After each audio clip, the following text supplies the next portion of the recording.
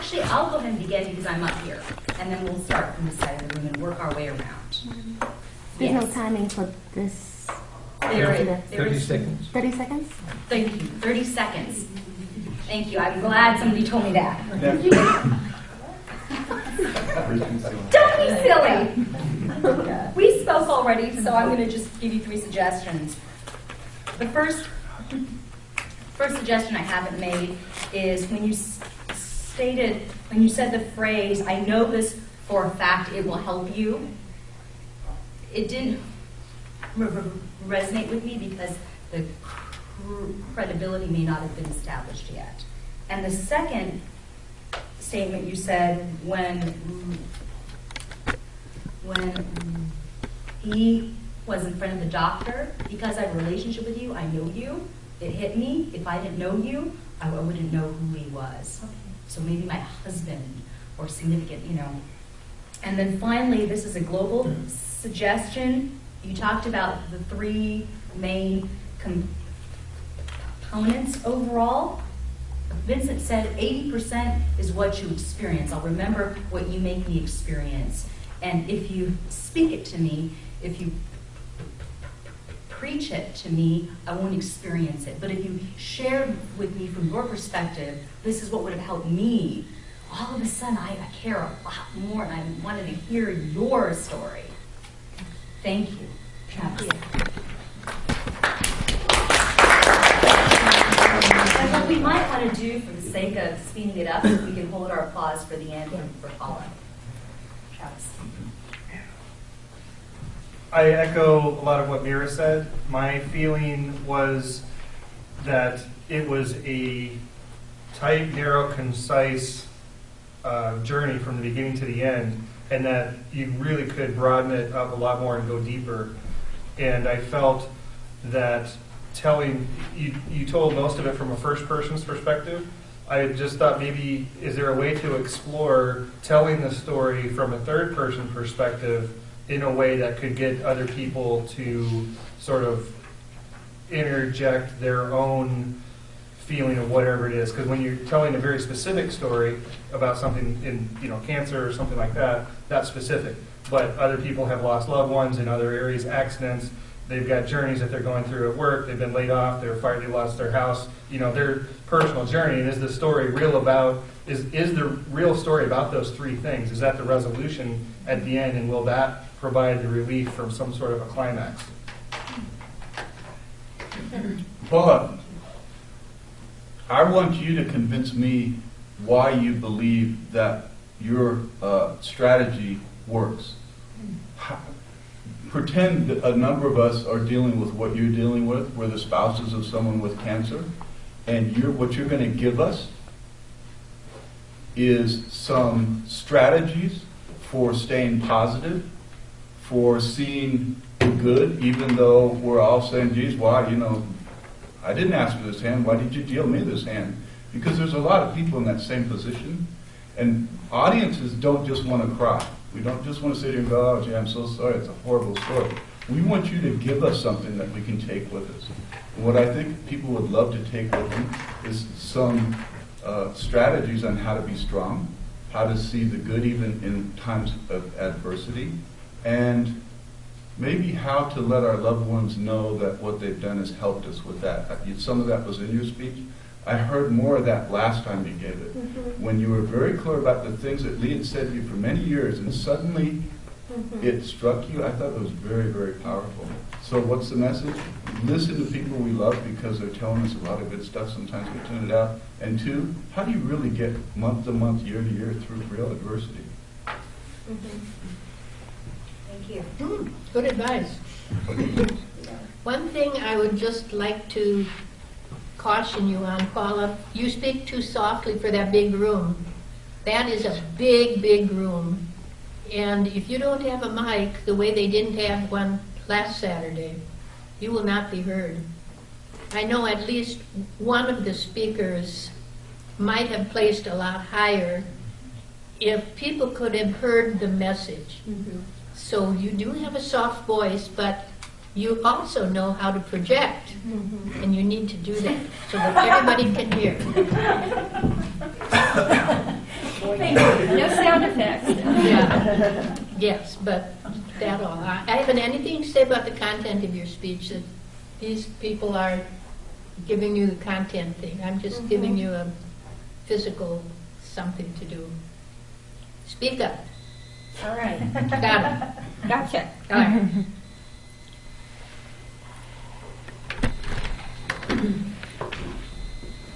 I've heard this once before, and I know you've made some changes. Lots. Lots of changes. As I said to your husband earlier, I've never seen people work so hard after the club to get their speeches redone for the area contest. It's amazing to me. But some of your gestures were not as meaningful as they might have been. That's what I saw. At one point, you started to give us 3 things, and I thought you actually gave us 5. And it was when you said, live it, think, it's when you gave that series of things the first time, it was confusing. That was confusing to me. It was confusing because those were not the 3 things, but okay, so there was Right. confusion. That was what I picked up as something for this part. And then I'll talk to you about something else later. Pretty much my feelings have already been expressed. The one thing, though, Paula, that stuck out for me, having not heard it before and not knowing your story, when you started talking about the 3 things and then completed your talk, I stepped back for a moment and I thought, I think I would have liked to have had a little more depth in identifying those 3 things and how that could help, how it helped you as well as how it could help another person. That was just my kind of gut reaction.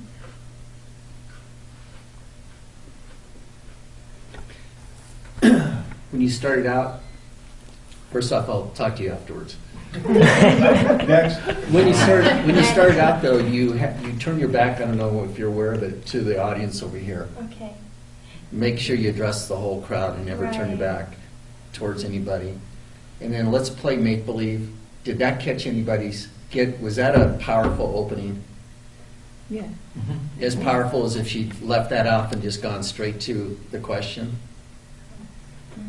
I don't know, I thought it was a great opening Okay. because Thank you. I kind of just put it together before I walked in. Know about that. I think the point that Lee's trying to make is make-believe would typically be associated with something positive or magical or imaginative, whereas this speech is about something else. At least to me, it's false. So Okay, it's so I need your make-believe help what? on That's this real because story. I wanted the audience I wanted to take them to a situation where they could be imaginative and they could imagine. Just start saying it like that. Well, I Picture this. started, I had it imagine this, but then I thought, I'm going to do make-believe because then everybody's going to be going, make-believe what? I don't think it's as powerful as just Okay. imagine. Yeah. All right. And now what Right. we have to do, unfortunately, is we still have to stay within 30-second time. Yeah. But I hope all of you deliver your suggestions to Paula afterwards. You can At also length. use And on the ballots then. Just one suggestion, which somebody may or may not have mentioned, don't mention Lee by name in the speech. Yeah. Do not mention Lee by, call him Sugar Baby or whatever you want to call him. But don't mention him by name. I think people know who you're talking about. Well, I called him Honey Bunch. I thought I did, but up there, You did. He likes Sugar Baby better than but then I mentioned his name, so. Okay, please go ahead, Chris. Are you sure? Paula, I thought that was a great speech. From last speech, I thought it was much improved, and I agree with everybody that it's just the points that you made. If they can be more concise, I think, and stick to 3 points. But overall, I thought it was a great speech, and I was inspired by it. Thank you. Not knowing anything. Sorry, not knowing anything. No.